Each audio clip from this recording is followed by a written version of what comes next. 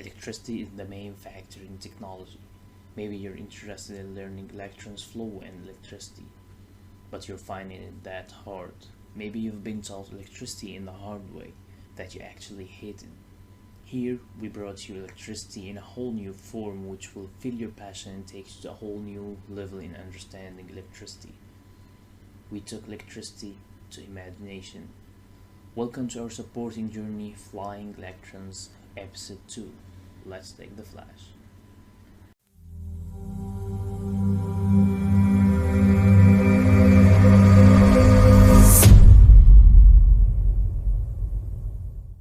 In this episode, we're going to describe how current flows through a full circuit and the factors that affect the electrons flow, making circuits reading and understanding a lot more easier and fun, and finally fast.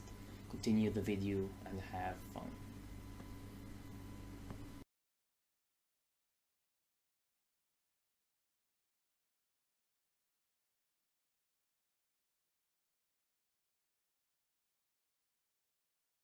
Now let's take this to determination. We have two doors here as an example.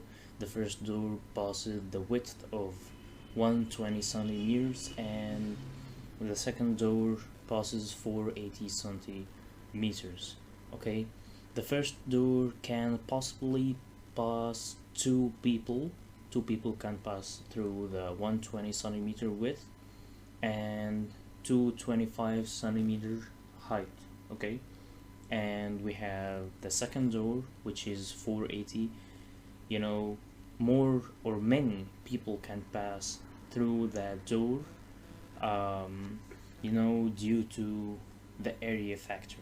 Okay, we're not gonna talk about the widths due to our example. Okay,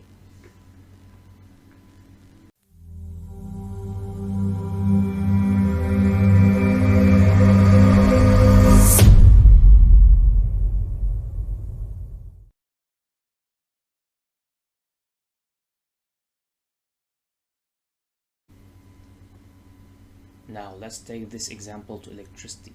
We have the electrons flow calculation.